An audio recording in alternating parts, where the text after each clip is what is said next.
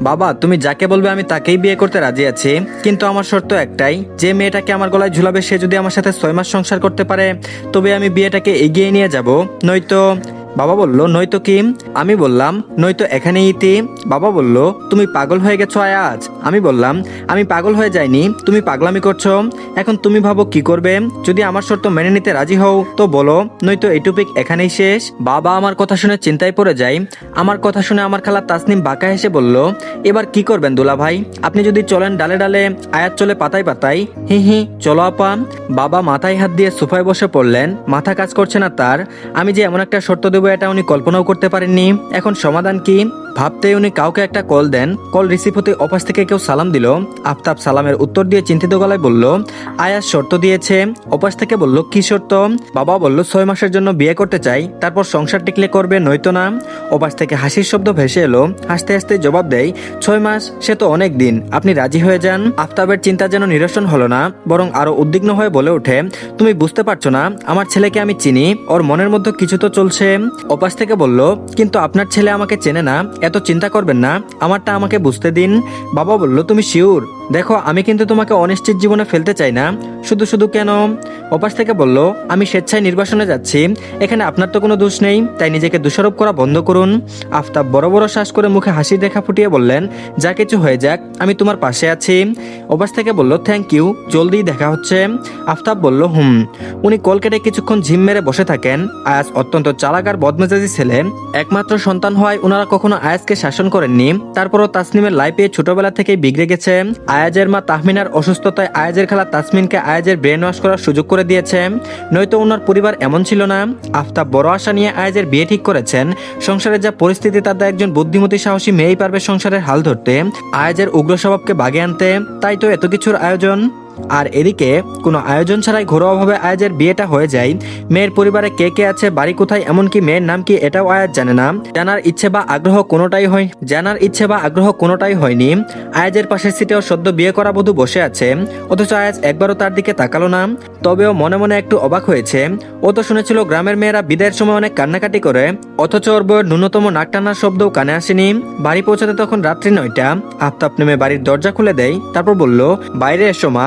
নববধূ শাড়ি সামলে আস্তে করে নামে। ততক্ষণে আয়াজ ওর ভারী কদম ফেলে বাড়ির দরজা পর্যন্ত পৌঁছে গেছে। আফতাব ছেলের কাণ্ড দেখে চরম বিরক্ত হলেন, সাথে আফসোসও হলো, কোথাও উনি ভুল করে ফেললেন না তো। নতুন বৌমাকে নিয়ে বাড়ির ভেতর ঢুকতে আরেক দফা অবাক হলেন। তাহমিনা বা তাসনিম কেউ নেই। আফতাব হতাশ হলেন, ওনার স্ত্রী যে নতুন বউয়ের সামনে ওনাকে এভাবে অপমদস্থ করবে এটা ভাবতেই পারেননি। তারপর বললেন, তুমি কিছু মনে করো না মা, তোমার শাশুড়ি একটু অসুস্থ তো, তাই হয়তো ঘুমিয়ে পড়েছে। নববধূ বলল, ঠিক আছে, শাশুড়ি মায়ের সাথে না হয় কালকেই দেখা করে নেওয়া যাবে, আপাতত জামাইয়ের সাথে দেখা করে আসি। আফতাব বলল, আচ্ছা একটু দাঁড়াও, আমার বাড়ির কাউকে তার যথাযোগ্য সম্মান দিয়ে স্বাগতম জানানো হবে। তোমার শাশুড়ি নেই তাতে কি, আমি তো আছি। মিনু, কাদের, তোরা কোথায়? বাড়িতে নতুন বউ এসেছে আর সব কয়টা অন্তর্ধান হয়েছে। আফতাব হাঁক ছেড়ে কাজের লোকদের ডাকেন। তৎক্ষণাৎ মিনু কাদের মিষ্টি বাটি হাতে দৌড়ে আসে। আফতাবের দিকে বাটিটা এগিয়ে দিয়ে হাসি মুখে বলল, মাফ করবেন বড় সাহেব, আমরা তো আপনার ডাকের অপেক্ষায় ছিলাম। আফতাব মিষ্টিমুখ করিয়ে বউকে ঘরে তুলে নিলেন। মিনুকে উদ্দেশ্য করে বললেন, নতুন বউকে আয়েজের রুমে রেখে আই। মিনু বলল, জি বড় সাহেব। ভাবি সাহেবা আসেন। আফতাব বলল, যাও মা, কোনো সমস্যা হলে মিনুকে বলো।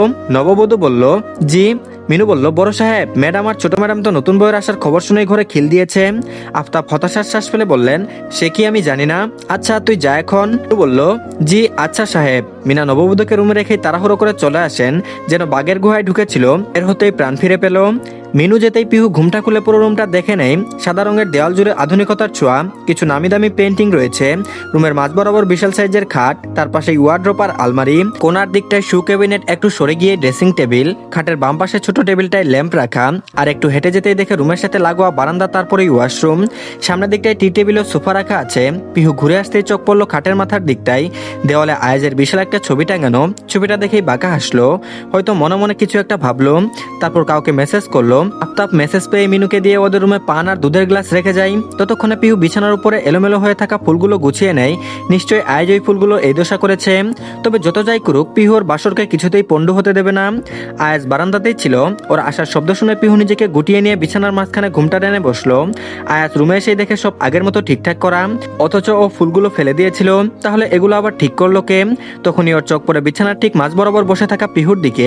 ওর বিনা অনুমতিতে বিছানায় বসার জন্য রাগ হলো ভীষণ।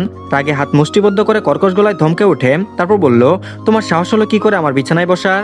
পিহু আয়াজের কথার প্রত্যুত্তরে বলে ওঠে, দরজা কি তুমি বন্ধ করবে না আমি বন্ধ করব? নতুন বউয়ের মুখে এমন কথা কোনো স্বামী আশা করে?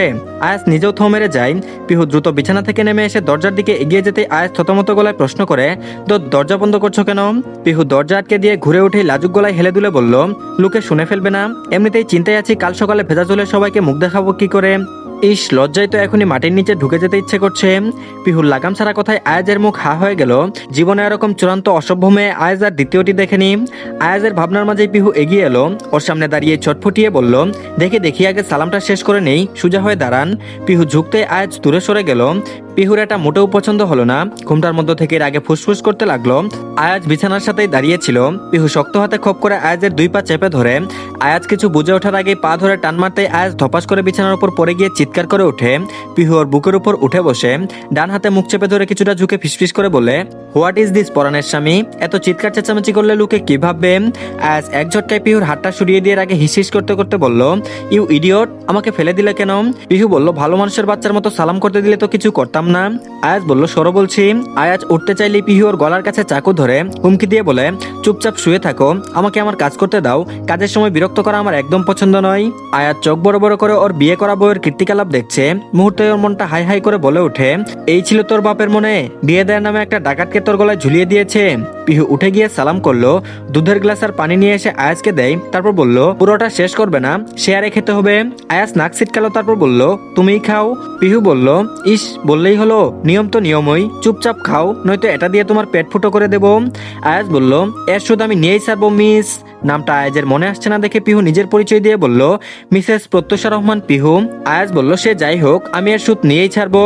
পিহু বলল, সে পরে দেখা যাবে, এখন খেয়ে নাও, ধরো। চাকুর উপরে রেখে আয়াজকে দিয়ে বাকি নিয়মটুকু পিহু পালন করিয়ে নিল। অতপর ভালো মেয়ের মতো বিছানায় বসে আয়াজকে কাছে ডাকে। তারপর বলল, মুখ দেখবে, এসো। আয়াজ বলল, নো নিড। পিহু বলল, আসবে নাকি পেট ফুটো করে দেব? আয়াজ মরে যাবে তবু ওই এসভ্য মেয়েটার কাছে যাবে না। পিহু রাগ সামলে আয়াজের শার্টের কলার টেনে নিজের কাছে নিয়ে আসে। দুজনের মধ্যে একটা পাতলা ঘুমটার দূরত্ব রয়েছে। পিহু বাম হাতের ঘুমটা সরাতে আয়াজের মাথা ঘুরে যাওয়ার মতো অবস্থা হলো। না চাইতেও মুখ দিয়ে বেরিয়ে পড়লো বিউটিফুল। অতপর মাথা ঘুরে পিহুর গায়ের উপর ঢুলে পড়ে। পিহু আয়াজকে সোজা করে শুইয়ে দেয়। ক্লান্তির নিঃশ্বাস ফেলে বলে, সরি মাই ডিয়ার পরাণের স্বামী, অনেক ক্লান্ত আমি, তোমার সাথে এখন ঘুমানো নিয়ে ঝামেলা করতে চাইছি না। তুমি তোমার মতো ঘুমাও আর আমি আমার মতো। পানের মধ্যে ঘুমের ওষুধ মেশানো ছিল, যার প্রভাবে আয়াজ ঘোড়া বেঁচে ঘুমাচ্ছে। পিহু ভারী সাজ পোশাক ছেড়ে সুতির পোশাক পরে নেয়।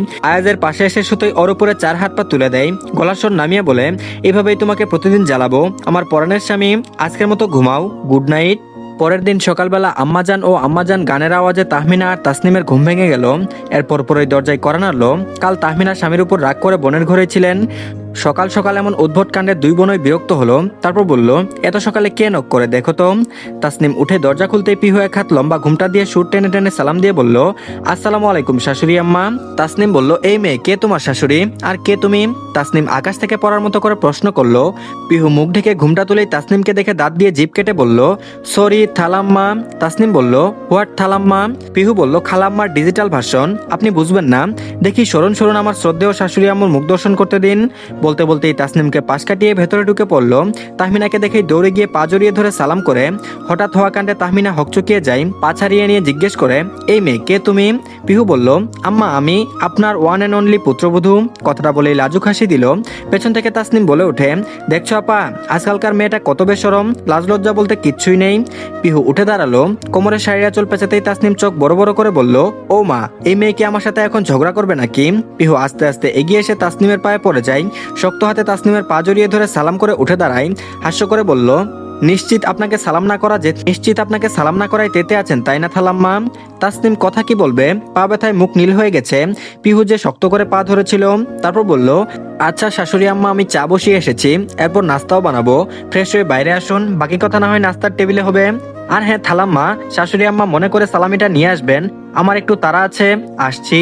পিহু চঞ্চল পায়ে রুম থেকে বের হতেই তাসনিম গিয়ে তাহমিনার পাশে বসে হাত দিয়ে পা নাড়াতে নাড়াতে বলল, কি ডাকাত মেয়ে রে বাবা, আমার পা দেখেছিস? আপা তোর বর ইচ্ছা করে এমন একটা মেয়েকে বাড়িতে নিয়ে এসেছে, প্রথম দিনে হার মাস চালিয়ে খেলো, সকাল সকাল কি সব গান বাজিয়ে ঘুমটার 12টা বাজালো, এখন আবার নির্লজ্জের মতো সালামি চেয়ে গেল। তাহমিনা বলল, তুই যা বলিস না কেন, মেয়েটা কিন্তু ভারী সুন্দর, আমার আয়াজের সাথে মানাবে বল। তাসনিম বলল, ঢং সুন্দরী দেখে অমনি তোমার মন গলে গেল, আর আচরণ তা দেখলে না? তাহমিনা বলল, ছোট মানুষ। তাসনিমের চোখ দুটো শুরু হয়ে এলো। পিহুর প্রতি তাহমিনার মন গলছে দেখে টিপ্পনি কেটে বলল, এই মেয়ে আমাদের আয়াজের উপযুক্ত নয়, দেখবি 6 মাস না যেতে আয়াজ এটাকে বাড়ি ছাড়া করবে। তাহমিনা বলল, বালাই ষাট, যেভাবে হোক না কেন বিয়েটা তো হয়েছে, আমি চাই না আমার ছেলের সংসার নষ্ট হোক, এই মেয়ে যদি আয়াজের জন্য ভালো হয় তাই সই। তাসনিম বলল, হয়েছে, সময় কথা বলবে, এখন চলো গিয়ে দেখি মহারানী কি কাণ্ড করছেন। আর এদিকে পিহু কোমরে শাড়ির আঁচল পেঁচিয়ে সকালে নাস্তা তৈরির কাজে লেগে পড়েছেন। আফতাব সকাল সকাল পিহুকে রান্নাঘরে দেখে চমকে ওঠে, তারপর বলল, এ কি মা, তুমি এত সকালে রান্নাঘরে? পিহু বলল, নাস্তা করছি আব্বু, আপনি বসুন, চা হয়ে গেছে, দিচ্ছি এখনই। আফতাব বলল, কাদের, মিনু, এরা কোথায়? পিহু বলল, ওরা আছে, আমি কিছু জিনিস আনতে পাঠিয়েছি। আফতাব বলল, এ কেমন কথা, তুমি নতুন বউ? পিহু বলল, তাতে কি হয়েছে, আজ হোক কাল হোক এগুলো তো আমাকেই করতে হবে, চা নিন। আফতাব বলল, ধন্যবাদ মা। একটু পরে তাসনিম তাহমিনা রুম থেকে বের হয়। পিহু ওদের দেখে এক হাত ঘুমটা দিল, শাশুড়িকে চায়ের কাপ দিয়ে তাসনিমের কাছে যায়, তারপর বলল, এই নিন থালাম্মা, কেমন হয়েছে বলবেন কিন্তু। তাসনিম ভারী বিরক্ত হলো, ক্ষিপ্ত মেজাজে বলল, একদম থালাম্মা ডাকবে না। পিহু বলল, কেন থালাম্মা, ডিজিটাল ভার্সনটা আপনার পছন্দ হয়নি? বলে মুখটা মলিন করে ফেললো। আফতাব আড়ালে হেসে স্বাভাবিক হয়ে বলল, আহ তাসনিম, কি সমস্যা ডাকটাই, সুন্দরই তো। তাসনিম বলল, দুলা ভাই আপনিও? তাসনিম বলল, দুলা ভাই আপনিও? আফতাব বলল, তাহমিনা তোমার সাথে আমার কিছু কথা ছিল। তাহমিনা চায়ের খাপাতে উঠে দাঁড়াতেই তাসনিমও পিছু নেই, অমনি পিহু পথ আগলে দাঁড়ায়। তাসনিম বলল, পথ আগলে দাঁড়ালে কেন, যেতে দাও। পিহু বলল, না না, আগে চায়ের রিভিউ দিন, নয়তো যেতে দেবো না। বাধ্য হয়ে তাসনিম চায়ের কাপ মুখে দিতে এক ঢুক গিলতেই ফিক করে সবটুকু বাইরে ফেলে দেবে কি পিহু ওনার মুখ চেপে ধরে, তারপর বলল, অপচয় একদম না, গিলুন।